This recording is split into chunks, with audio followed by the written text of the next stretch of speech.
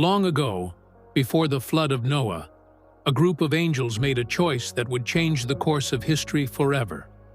They were called the Watchers, and their story, recorded in the Book of Watchers, is one of rebellion, forbidden knowledge, and the birth of unspeakable horrors.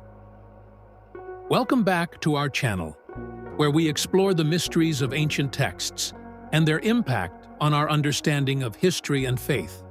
Today, we're diving deep into the Book of Watchers, a fascinating narrative from the larger work known as 1 Enoch. This story introduces us to the Watchers, angels who turned their backs on heaven's laws, causing chaos and destruction that reverberated through time.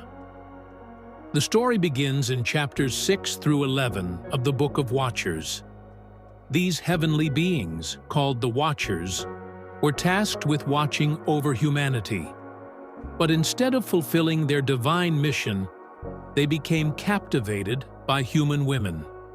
The text tells us that their leader, Shemihazah, along with 200 other angels, descended to earth after swearing a pact to act together in their rebellion. This oath sealed their fate. These angels abandoned their heavenly posts, took human wives, and fathered children. But these were no ordinary children. They were giants, known as the Nephilim, towering beings who became a scourge on the earth. The giants consumed everything in their path: fields, livestock, and eventually humans. Their violence and insatiable hunger turned the earth into a place of terror. The text describes them as creatures that not only devoured humanity, but also turned on one another in a horrific cycle of cannibalism. But the giants weren't the only result of the Watchers' sin. One of their leaders, Asael, better known as Azazel, introduced forbidden knowledge to humanity. He taught men the art of crafting weapons, fueling war and bloodshed, while women were taught the secrets of beauty and seduction. This misuse of divine knowledge spread corruption far and wide, leading humanity even deeper into sin. As the cries of humanity reached heaven, 4 righteous angels brought their pleas before God. Each angel was given a mission to restore order. Uriel was sent to warn Noah of the coming flood. Raphael was tasked with binding Asael and casting him into darkness until the final judgment. Gabriel orchestrated a war that caused the giants to destroy one another. And Michael imprisoned Shemihazah and his followers, who were to await their eternal punishment in fiery torment. Here's where Enoch enters the story. The Watchers, now fallen and imprisoned, turn to Enoch, a human, asking him to intercede on their behalf. This reversal of roles is striking. The very angels who were once intermediaries between God and humanity now find themselves pleading for mercy. In a breathtaking vision, Enoch is taken to the heavenly throne room.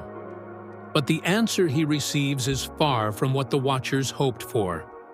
God declares their sins unforgivable.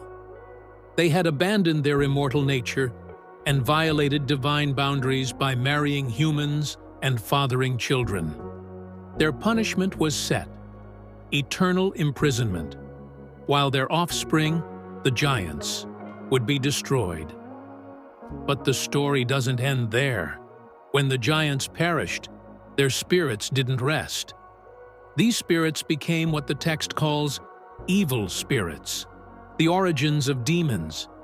They continued to plague humanity, spreading violence, deception, and chaos.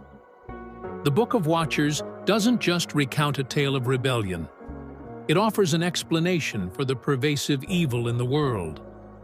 Even after the flood washed away the physical giants, their spiritual legacy remained, haunting humanity to this day.